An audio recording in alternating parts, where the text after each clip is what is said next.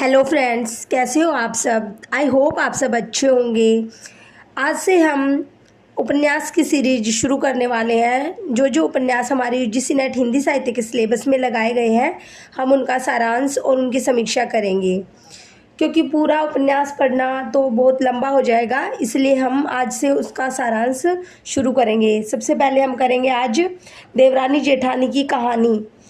देवरानी जेठानी की कहानी एक उपन्यास है जिसके लेखक पंडित गौरीदत्त हैं। इस उपन्यास का प्रकाशन 1870 ईस्वी में मेरठ के एक लिथो प्रेस छापाखाना एजीआई में प्रकाशित हुआ और इसकी 500 प्रतियां प्रकाशित की गई थी और मूल्य केवल 12 आने था। छोटे आकार के इस उपन्यास में कुल 35 पृष्ठ है। इसकी प्रति अभी भी नेशनल लाइब्रेरी कलकत्ता में सुरक्षित है।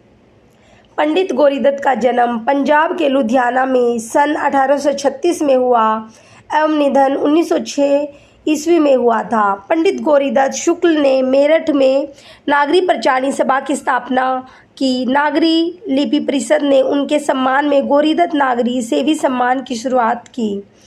दत्त जी देवनागरी लिपि के प्रचारक रहे। इन्होंने साहित्य जगत में उल्लेखनीय कार्य किए एवं 1892 ईस्वी में देवनागरी प्रचारक नामक पत्र का संपादन एवं प्रकाशन किया। गौरीदत्त जी का चर्चित उपन्यास देवरानी जेठानी की कहानी एक सामाजिक उपन्यास है। इस उपन्यास को सरकार द्वारा प्रोत्साहन भी दिया गया। संयुक्त प्रांत के अंग्रेज जन शिक्षा निदेशक एन केम्सन की आज्ञा से इसका प्रकाशन हुआ और सरकार ने न केवल इसकी 200 प्रतियां खरीद ली, वरन लेखक को 100 रुपये का पुरस्कार भी दिया। हिंदी के प्रथम उपन्यास को लेकर विद्वानों में मतभेद रहा है। आचार्य रामचंद्र शुक्ल ने श्रीनिवास दास के परीक्षा गुरु, जो 1882 ईस्वी में लिखा गया है, को हिंदी का पहला उपन्यास मानते हैं। वहीं विजय शंकर मल्ल ने श्रद्धा राम फिलोरी के भाग्यवती 1877 और गोपाल राय ने पंडित गौरीदत्त के देवरानी जेठानी की कहानी 1870 को हिंदी का प्रथम उपन्यास माना है। गोपाल राय ने लिखा है कि देवरानी जेठानी की कहानी में यथार्थवादी आग्रह पहली बार दिखाई देता है, जो उपन्यास की पहचान है। देवरानी जेठानी की कहानी के पात्र। सर्वसुख उपन्यास का नायक है, जो मेरठ का रहने वाला अग्रवाल बनिया है, जिसकी मंडी में आड़त की दुकान है। सर्वसुख उपन्यास का मुख्य पात्र है। पार्वती सर्वसुख की बड़ी बेटी, जो कि दिल्ली में विवाहित है। सुखदेई यह सर्वसुख की छोटी बेटी है। दौलतराम सर्वसुख का बड़ा बेटा है। छोटे लाल सर्वसुख का छोटा बेटा है। ज्ञानो बड़ी बहू अर्थात जेठानी, जो दौलतराम की पत्नी है, यह लालची स्वभाव की है, जिसके कारण अपने पति दौलतराम और सास को छोटी बहू के खिलाफ भड़काकर घर का बंटवारा करवा देती है। छोटी बहू अर्थात देवरानी, जो छोटे लाल की पत्नी है, यह ज्ञानो अर्थात अपनी जेठानी की तरह लालची नहीं है। कन्हैया दौलतराम का पुत्र, नन्हे छोटे लाल का बड़ा बेटा, मोहन छोटे लाल का छोटा बेटा, शिवदयाल सुखदेई का बेटा। वंशीधर कबाड़ी, इनके यहाँ सुखदेई का विवाह हुआ है। ज्ञानचंद सुखदेई का भांजा। डूंगर ज्ञानों का पिता, जो एक गरीब बनिया है। तहसीलदार आनंदी का पिता। राम प्रसाद आनंदी का बड़ा भाई। गंगाराम आनंदी का छोटा भाई। भगवान देई आनंदी की छोटी बहन। दिल्ला पांडे पुरोहित। मिश्रानी दिल्ली पांडे की पत्नी। मुंशी टिकट नारायण शहरी अमीर।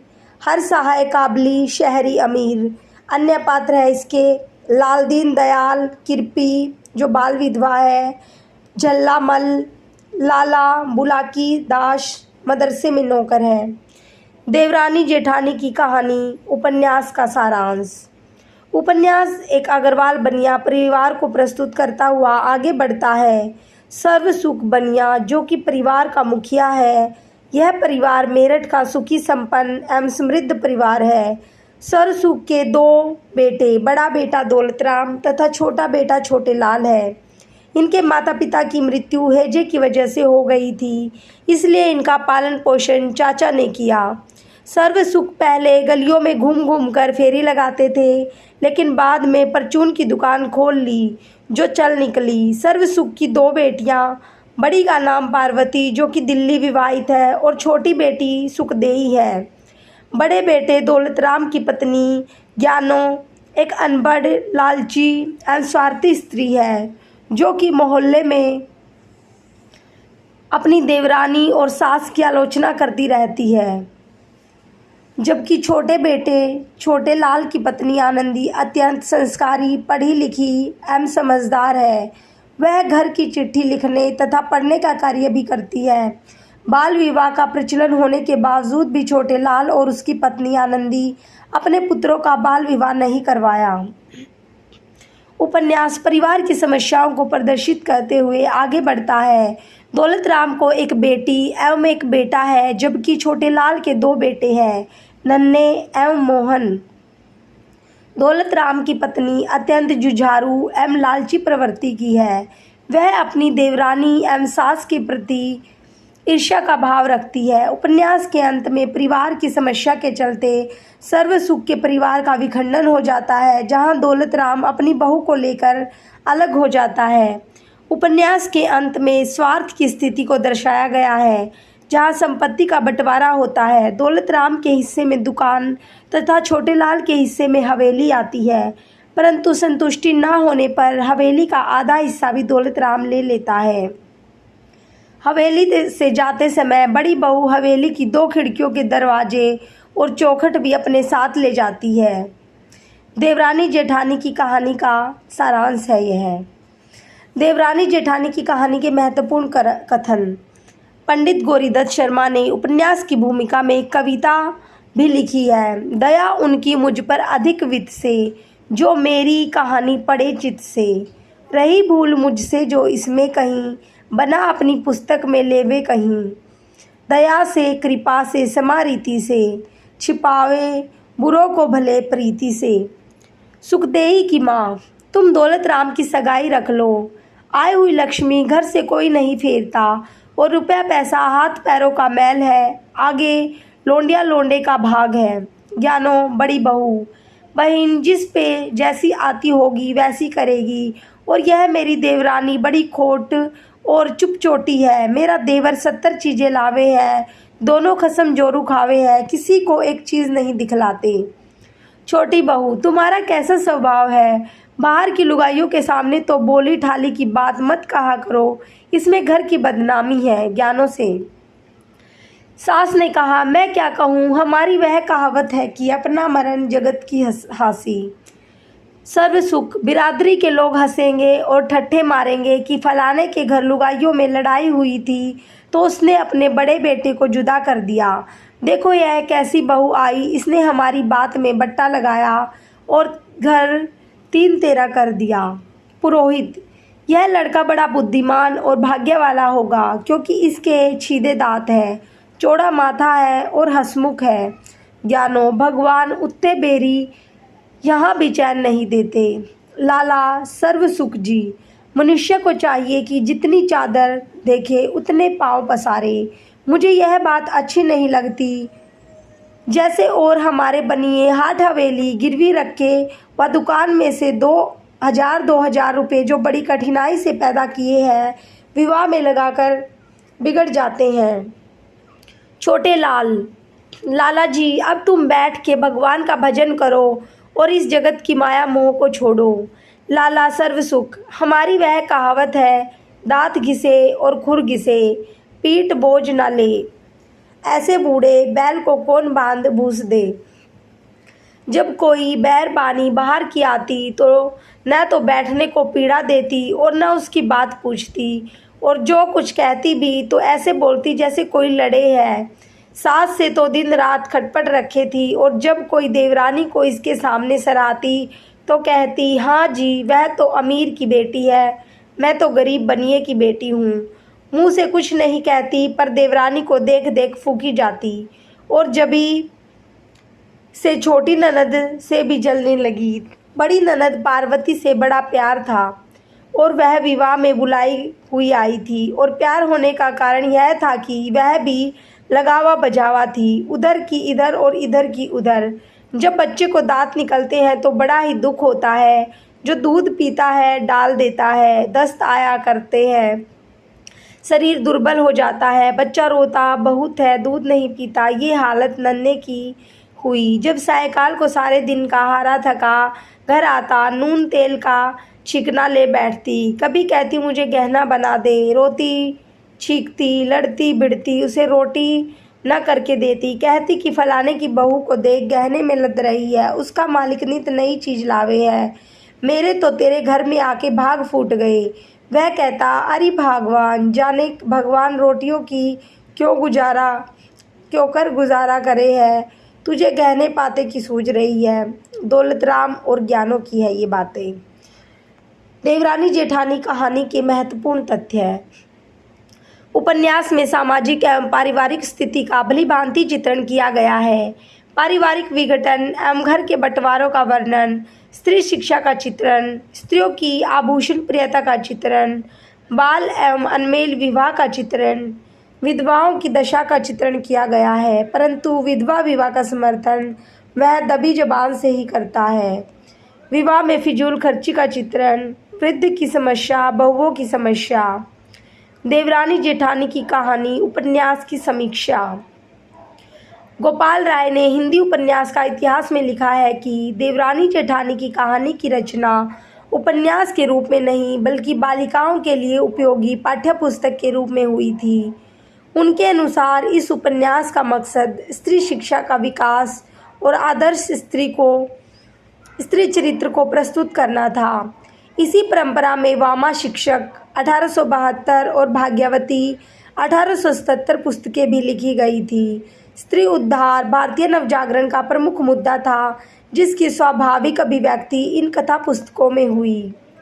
परंतु यह केवल स्त्री शिक्षा की कहानी भर नहीं है, बल्कि इसमें मध्यम वर्गीय बनिया समाज का यथार्थपूर्ण चित्र भी है। बाल विवाह, विधवा विवाह, विवाह में फिजूल खर्ची, स्त्रियों की आभूषण प्रियता की वृत्ति, परिवारों में अलगोजा की समस्या, वृद्धों का बहुओं द्वारा रखा जाना आदि समस्याएं नारी शिक्षा की समस्या के साथ अंकन किया गया है। इस उपन्यास में जो पात्र और स्थान आए हैं वे भी वास्तविक व्यक्ति और वास्तविक भौगोलिक स्थिति है। इस उपन्यास की सबसे बड़ी विशेषता यह है कि इसमें पहली बार परंपरा से हटकर कथा कहने का प्रयास किया गया है। महत्वपूर्ण बात यह है कि इसमें किसी राजा, सेठ, सामंत की कथा न कहकर साधारण मध्यम वर्गीय वैश्य परिवार की देवरानी जेठानी, सुखदेही और ज्ञानों की कहानी कही गई है। गोपाल राय के अनुसार देवरानी जेठानी की कहानी की रचना के पीछे नवजागरण की प्रेरणा और देशोन्नति का भाव प्रमुख था, जिसकी वजह से समाज में फैली अनेक कुरीतियों के प्रति लोगों की सोच में बदलाव आ रहा था, जिसका चित्रण इस उपन्यास में भी हुआ है। बाल विवाह, विधवा विवाह, स्त्री शिक्षा और कुरीतियों को लेकर थोड़ा बहुत बदलाव हो रहा था, जिसका अंकन देवरानी जेठानी की कहानी में हुआ है। स्त्री के बेहतर रूप की जो कल्पना की वह उस समय को देखते हुए बहुत प्रगतिशील थी। कथाकार ने जेठानी के चरित्र द्वारा तत्कालीन स्त्रियों में व्याप्त अशिक्षा, अंधविश्वास, कलह, अज्ञान आदि का विश्वसनीय अंकन किया है। इसका चरित्र वास्तविक और विश्वसनीय इसलिए है क्योंकि इसमें उस समय के भारतीय स्त्रियों की झलक दिखती है। इस उपन्यास में चरित्र चित्रण बिंब के रूप में न होकर वर्णन के रूप में हुआ है। कहना न होगा कि इस उपन्यास के केंद्र में स्त्री की सामाजिक पारिवारिक स्थिति है। देवरानी जेठानी की कहानी का भाषा और शिल्प। उपन्यास की भाषा जनभाषा एवं शैली किस्सा गोई है। इसमें मुहावरे, लोकोक्ति एवं लोक भाषा का प्रचुर मात्रा में उपयोग मिलता है। देवरानी जेठानी की कहानी की भाषा का जनभाषा से सहज जुड़ाव, किस्सा गोई का अनूठा संस्कार, लोक भाषा के अर्थ, गर्भित शब्दों का सचेत प्रयोग, बोलचाल या कहें बोली बानी का टटका रंग और उसमें मुहावरेदानी और लोकोक्तियों का जड़ाव, ये सब विशिष्टताएं उपन्यास के कथा मिजाज की भाषा का सृजन करती है। जैसे जब सायकाल को सारे दिन का हारा थका घर आता, नून तेल का छिकना ले बैठती। कभी कहती मुझे गहने बना दे, रोती झींकती लड़ती भिड़ती उसे रोटी न करके देती। कहती कि फलाने की बहू को देख, गहने में लद रही है, उसका मालिक नित नई चीज लावे है, मेरे तो इस घर में आके भाग फूट गए। लेखक ने भूमिका में लिखा है कि मैंने इस कहानी को नए रंग ढंग से लिखा है, जो कहानी की विषय वस्तु और भाषा दोनों में दिखाई देती है। उपन्यासकार के शब्दों में इस पुस्तक में स्त्रियों की ही बोलचाल और वहीं शब्द जहाँ जैसा आशय है लिखे हैं, और यह वह बोली है जो इस जिले के बनियों के कुटुंब में स्त्री पुरुष व लड़के वाले बोलते चालते हैं, अर्थात मेरठ जिले की खड़ी बोली जो वहाँ के मध्यम वर्गीय बनिया परिवार में बोली जाती है का प्रयोग हुआ है। संस्कृत और पुस्तकीय शब्दों से लेखक ने परहेज किया है, क्योंकि उसे न कोई चित्त से पढ़ता है और न सुनता है। यह उपन्यास अपने कथ्य में गहरी सामाजिक संप्रकृति और यथार्थ के खांटी रूप को प्रस्तुत करने में बेजोड़ है ही, भाषा शैली और शिल्प की दृष्टि से भी अपने समय से बहुत आगे की रचना है। देवरानी जेठानी की कहानी में अंग्रेजी पढ़ने की वकालत की गई है, क्योंकि अंग्रेजी पढ़ने से सरकारी नौकरियां मिलती थी। फिर भी नागरी या हिंदी पढ़ने पर लेखक का अधिक जोर है। हालांकि यह उपन्यास शिल्प के लिहाज से निराश करता है, औपन्यासिक शिल्प की विशेषताओं का इसमें अभाव है। निष्कर्ष रूप में उपन्यास अपनी जन भाषा में एक पारिवारिक स्थिति का यथार्थ चित्रण करता है। इस दृष्टि से दत्त जी का यह उपन्यास आज भी अपनी प्रासंगिकता बनाए हुए है। धन्यवाद। हमारी देवरानी जेठानी की कहानी उपन्यास का सारांश कंप्लीट हुआ। अगर आपको मेरा ये सारांश पसंद आया तो प्लीज़ चैनल को सब्सक्राइब कर लीजिएगा, ताकि आने वाली हर वीडियो का नोटिफिकेशन आप तक आसानी से पहुंच सके। धन्यवाद।